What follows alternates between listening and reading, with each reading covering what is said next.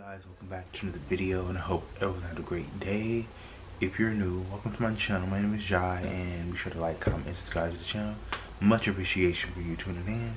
We're back with a most amazing top 10, I think.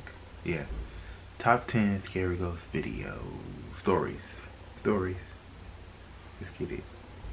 We're back at it again. This is the kind of stuff I absolutely love to do because this is the spooky content at its purest form. You can't get any better than good old-fashioned ghost stories, and for today's list I have dug through the web to find some of the best ones ever told. Are they all true? Are some of them fake? Will any of them make you urinate in your boxers? Well, we will find out. Hello again, Most Amazing Top 10 family. I'm your host, Jay Arena, and welcome back to Most Amazing Top 10.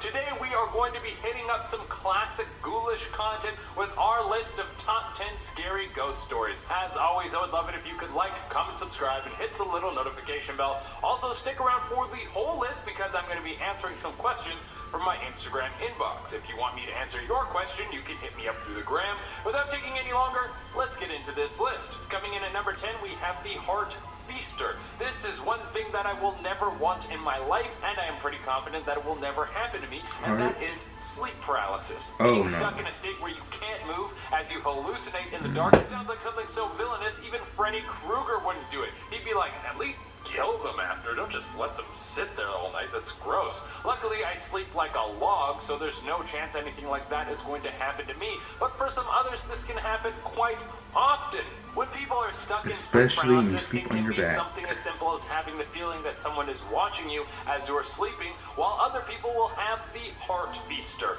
A story online talked about a horrible entity that would come visit someone as they slept. They named this beast the Heart Feaster because it would lurk into the room when they couldn't move, and then it would crawl on top of them. The creature looked like its body was made out of a dark crimson, and it had long fingers that were almost like claws. Its face resembled a demon with a long pointed nose and jagged teeth. While this person was stuck and unable to move, the Heart Feaster would reach its long piercing fingers into their chest and pull out their heart and start eating it in front of them. Wow. At number 9, we have the Stalker. This next story was told by a young boy who grew up in a very old house. He said strange creaking noises coming from all over the home at any time of night was very common, but what wasn't common was something called the Stalker. Every now and again, he would see something out of the corner of his eye. He wouldn't think that was anything, and he would just go on about his business. That was until he saw it. It was something he called the Stalker. He said it looked like the girl from the Ring, but it was on all fours. When he looked at it, the Stalker just stayed in one spot for what felt like an eternity. The ghost was locked in one spot until it scampered into another room. He told his parents about it, but he brushed it off and said it was a dream. However, our writer was certain that it happened because he went to investigate the spot where the Stalker was, and there were 2 wet handprints on the floor. At number 8, we have a short one. Some of my favorite ghost stories are the short ones. It's impressive what you can do with a few sentences. This one goes like this. I woke to the baby monitor crackling with a voice comforting my firstborn. As I adjusted to my new position, my arm brushed my wife sleeping next to me. Ooh, that is creepy. Coming in at number 7, we have imaginary friends. You would be surprised how many kids have imaginary friends that end up being ghosts. In fact, I did a multi-part series on Most Amazing Top 10 all about this. One of the most horrific stories I read about this was a young boy and girl used to have the same imaginary friend.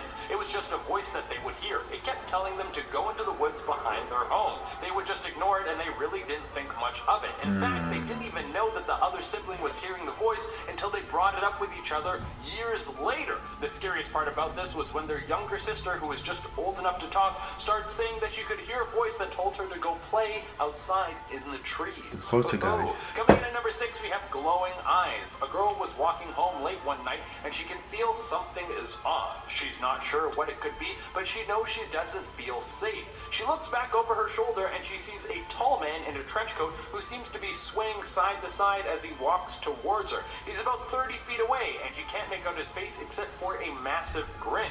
This is obviously extremely frightening, so this young lady starts to move quickly, but it seems no matter how fast she moves, he keeps gaining on her. Eventually, she starts running running, and she can hear laughter start to come from behind her. She's now sprinting and looks back over her shoulder to see how close this man is, and the last thing she sees is the man right behind her with his massive eyes that are glowing red. Coming in at number 5, we have grave robbers. This is a pretty famous story about 2 young boys who wanted to give a scare to their friends. Now, is this story true, or is it just an urban legend? It's hard to tell. Apparently, there were 2 kids who loved to play pranks on people. One day, they decided they wanted to play the ultimate prank by digging up a dead body and scaring their friends with it. So they went to the local graveyard in the middle of the night and they started digging. When they finally worked their way down to the body, they started cheering in excitement. The people living nearby heard the noises and they thought that the dead were rising from their graves. They ran and attacked the 2 boys, mistaking them for zombies.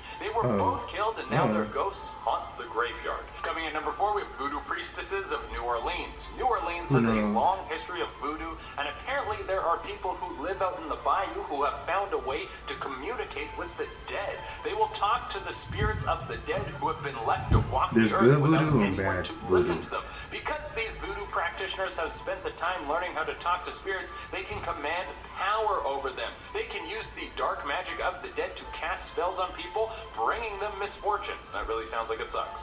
Coming in number 3, we have another short one. All right, we have room for one more short, scary ghost story before I hit you with the top 2. I think this one might be my favorite short ghost story of all time, and it goes like this. My daughter won't stop crying and screaming in the middle of the night. I visit her grave and ask her to stop, but it doesn't help. Oh, that gives me goosebumps. Coming in at number 2, we have my friend in the basement. A young girl who is about 5 years old moves into a new home with her mom. The 2 of them love the place, but the mother notices something strange about her daughter. She spends a lot of time in the basement, talking and laughing like there's someone there. Sometimes she'll walk down to check on her to see who she's talking to, and every time, there's no one there. One day, her daughter comes back upstairs with a bite mark on her arm, and her daughter says, "Richard bit me." Her mom tells her that she is not allowed to play in the basement anymore. Then that night, something attacks her daughter in her bed. The mother rushes in the room when she hears the poor daughter screaming. When she finds her daughter, she's still alive, but she has scratch marks all over her body.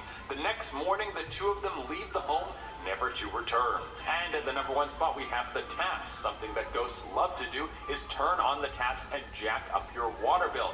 If you go online and search for this, you will find countless stories of ghosts who love to mess around with the water. This one was pulled off of Reddit, and it was about a young girl who was living alone, and she was often woken up by the sounds of running water. At first, she thought that maybe she forgot to turn off the taps, but it started happening so frequently that she assumed that she was sleepwalking. But then it started happening when she wasn't home. Terrified that someone was breaking into her house when she wasn't there, she called the police. They came to check out the place, but they couldn't find anything. So her next best move was to set up cameras and spend the night at a friend's house. Then she saw it, the taps in the home turning on by themselves. Now it's time to go down the spiritual route and have someone come in and fix the ghost problem. A medium came through to contact the ghost, and it turns out there was a body of a girl who had been drowned in a tub that was in the home, who had been buried under the house. That is spooky. All right, everyone, that has been the list, and now we're going to read out some questions from my Instagram inbox. Tina Fisher wrote in and asked, "Can you cook, and what is your specialty?" I can cook. I actually really like cooking.